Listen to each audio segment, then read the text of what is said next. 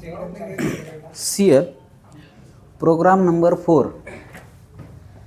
Suppose two data byte,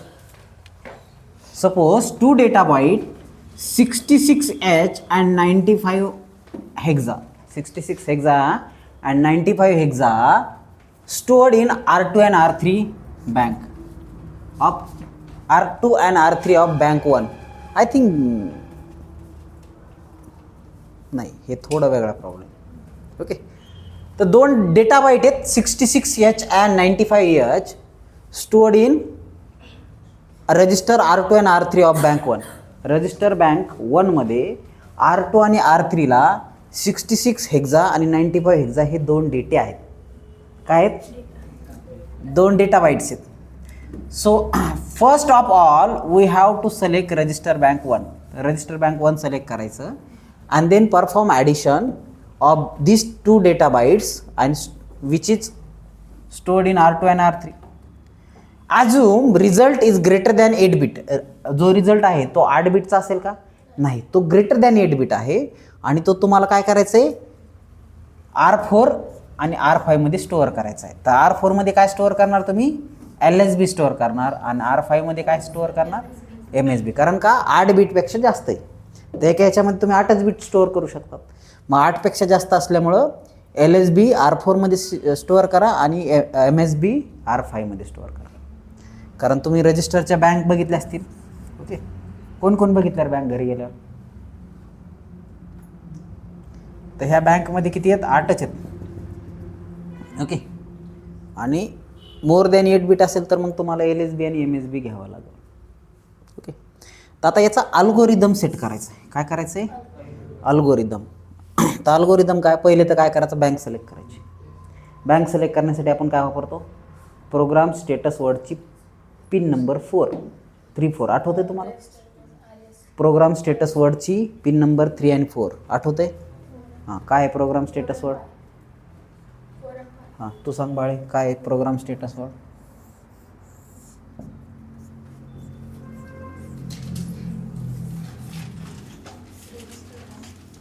हां, हे काय आहे? कॅरी. हे ऑक्झिलरी कॅरी. हां, हे ओव्हरफ्लो.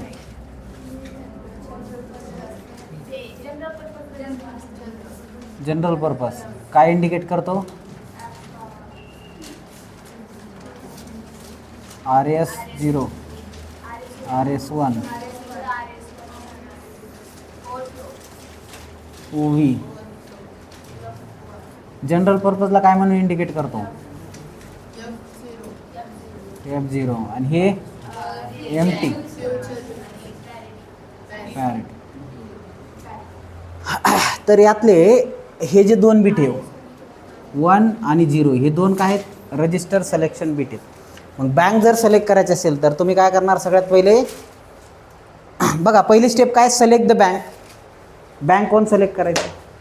त्याच्यानंतर initialize MSB counter with 00H. तर काय करायचं आहे? MSBचं काउंटर सेट करायचे. ओके, इनिशियलाइज करायचं 00ला. त्याच्यानंतर load first number from R2 to accumulator. मग R2मधून ॲक्युमुलेटरमध्ये काय करायचं आहे? पहिला नंबर घ्यायचा आहे. त्याच्यानंतर add second number in R3 with accumulator. R3चा नंबर जो ॲक्युमुलेटरमध्ये असलेल्या नंबरसोबत डायरेक्ट ॲड करायचा आहे. आणि if result is more than 8 bit then go to the step 7. जर रिझल्ट 8 बिटपेक्षा मोठा असेल तरच 7व्यामध्ये जायचं आहे, नाहीतर मग 6वी इन्क्रीमेंट MSB काउंट बाय 1 आणि मग LSB स्टोअर टू R2 आणि MSB स्टोअर टू R5 आणि स्टॉप. अशा पद्धतीने आहे. पुन्हा एकदा सांगतो. सगळ्यात पहिले काय करायचं आहे? बँक सिलेक्ट करायचं. आणि बँक सिलेक्शनसाठी हे दोन बिट आहेत प्रोग्राम स्टेटस वर्डचे. कशाचे? प्रोग्राम स्टेटस वर्डचे 2 बिट आहेत. ते काय करणार तुम्ही? त्याच्यावरून बँक सिलेक्ट करणार. नंतर इनिशियलाइज MSB काउंटर जे आहे तर ते तुम्ही इनिशियलाइज करणार 00वर. त्याच्यानंतर पहिला नंबर घेणार ॲक्युमुलेटरमध्ये R2मधून. त्याच्यानंतर दुसरा नंबर डायरेक्ट ॲड करणार ॲक्युमुलेटरसोबत. रिझल्ट कशामध्ये? ॲक्युम्युलेटरमध्ये. आता if result is more than 8 bit then go to sorry if result is less than 8, 8 बीटपेक्षा मोठा असेल तर 2 स्टेप आणि 8 बीटपेक्षा कमी जर असेल तर एकच स्टेप, डायरेक्ट स्टॉप. आणि इथं काय करायचं आहे, MSBचं इन्क्रीमेंट करायचं आहे 1ने आणि रिझल्ट स्टोअर करायचा आहे LSB R4मध्ये आणि MSB R5मध्ये आणि स्टॉप करायचा. असा पद्धतीची प्रोसेस आहे. आता प्रोग्राम बघा. ओके, आता काय बघायचं आपल्याला, प्रोग्राम बघायचा आहे. तर आत्ताच आपण हे प्रोग्राम स्टेटसवर, तर सगळ्यात पहिले काय करायचं, क्लिअर PSWचा 4 बीट. आत्ता PSW काढला होता आपण, PSWचा 4 बीट काय करायचं आहे, क्लिअर करायचं आहे. आणि काय करायचं आहे, सिलेक्ट द रजिस्टर बँक. हे काय करणार, रजिस्टर बँक सिलेक्ट करणार, पहिली स्टेप. त्याच्यानंतर सेट PSW 3 बीट, कशासाठी, बँक सिलेक्शनसाठी. ते दोन्ही मिळून 3 आणि 4 SR0 आणि SR1 आठवतं आहे प्रोग्राम स्टेटसवरचे, हे दोन्ही मिळून बँक सिलेक्ट करत असतात. मग हे 2 लागतील. ओके, बऱ्याचदा हे इथं लावलेलं आहे पहा, पण हे सेपरेट इथं घेणं आवश्यक आहे. त्याच्यानंतर मूव R5 का, मूव R5 #00. तर इनिशियलाइज MSB काय करायचं, इनिशियलाइज करायचे 00 विथ काउंटर 00. आता मूव R2 इन ॲक्युम्युलेटर. पहिला कंटेंट घ्यायचा आहे, load the first content in accumulator. R2 ॲक्युम्युलेटरमध्ये मूव्ह करायचे. मग आता काय करायचं आहे, R3 add with accumulator, add A, R3, add first number with second number. First number second नंबरसोबत ॲड करायचा आहे. झालं. आता इथं if result is more than 8 bit then go to DN. Result हे 8 बीटपेक्षा मोठा असेल तर DNला जा. Okay, jump not equals to carry. Okay, म्हणजे 8 बीटपेक्षा मोठा. कॅरी असेल, कॅरी नसेल तर या स्टेपला जा, आणि कॅरी असेल तर 8 बीटपेक्षा लहान आहे, सॉरी 8 मोठा आहे म्हणजे जिकडं तोंड असतं ते मोठं असतं. 8 बीटपेक्षा लहान असेल तर डायरेक्ट स्टोअर करून टाका. जर 8 बीटपेक्षा मोठा असेल तर ही स्टेप वापरा. तर मग काय होईल, इन्क्रिमेंट काउंटर, MSBचं काउंटर जे आहे इन्क्रिमेंट करायचं आहे, आणि तो रिझल्ट कशामध्ये घ्यायचा आहे, R5 इन्क्रिमेंट करायचं. तर MSB R5 घेतलेलं आहे ते इन्क्रिमेंट करायचं. ओके, आता DN move accumulator, content of accumulator in R4. तर इंटरनल स्टोअर मेमरीच्या R4मध्ये ते काय करा, स्टोअर करा. ओके, आणि इथं R4 याच्यामध्ये स्टोअर केलं तर MSB ऑटोमॅटिक R5मध्ये स्टोअर होते, कारण ते इन्क्रिमेंट करून ठेवलं आपण. आणि लूप जम्प लूप स्टॉप, थांबायचं. तर after execution of above program result will be available in R4 and R5 register of register bank 1. Okay, कोणाकोणा समजलं आहे, पुन्हा एकदा सांगतो. पहिले तर काय करा, प्रोग्राम स्टेटस वर्ड सेट करा.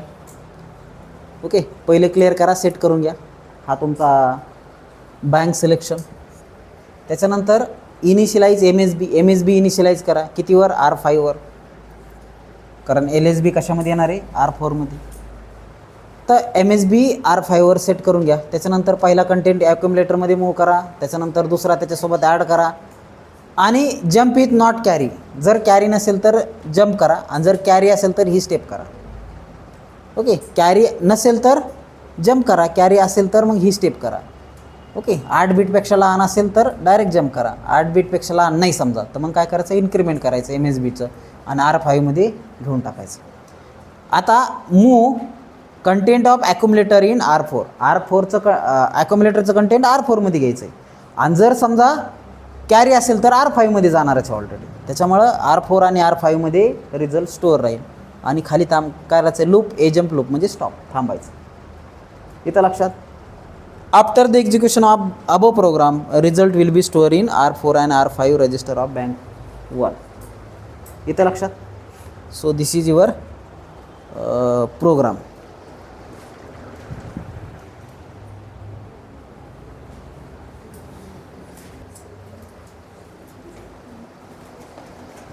See here flow chart of program. Flow chart.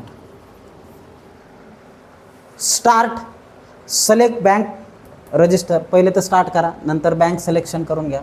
त्याच्यानंतर initialize MSB counter to get MSB result, तर इनिशियलाइज करून घ्या, इथं सेट करा, इथं इनिशियलाइज करा. त्याच्यानंतर load first number in accumulator, पहिला नंबर ॲक्युमुलेटरमध्ये लोड करून घ्या. त्याच्यानंतर add first number in accumulator with second number, इथं सेकंड नंबर ॲड करून घ्या. त्याच्यानंतर बघा JNC, ओके, जर कॅरी नसेल तर डायरेक्ट पुढची स्टेप घ्या, आणि जर कॅरी असेल तर ह्या स्टेपने या. ओके, जर कॅरी नसेल तर डायरेक्ट पुढची स्टेप घ्या, आणि जर कॅरी नसेल तर हां कॅरी असेल तर ही स्टेप घ्या, कॅरी नसेल तर ही स्टेप घ्या. ओके, आणि नंतर स्टॉप करा प्रोग्राम. ओके, जर कॅरी नसेल तर ही स्टेप, याच्यावरून ही पुढची स्टेप घ्या, आणि जर कॅरी असेल तर ही स्टेप घ्या, नंतर या स्टेपनी स्टॉप करा, अशा पद्धतीने. ओके, तर हे काय लूपिंग इन्स्ट्रक्शन आहेत, हे काय लूपिंग इन्स्ट्रक्शन. तर हा फ्लो चार्ट बघा. प्रोग्राम जर समजा 6 मार्काला विचारला तर काय करणार तुम्ही, पहिले तर अल्गोरिदम लिहिणार, नंतर प्रोग्राम लिहिणार, आणि नंतर फ्लो चार्ट लिहिणार 6 मार्काला. ओके, समजलं आहे. सो राईट डाऊन, लिहून काढा.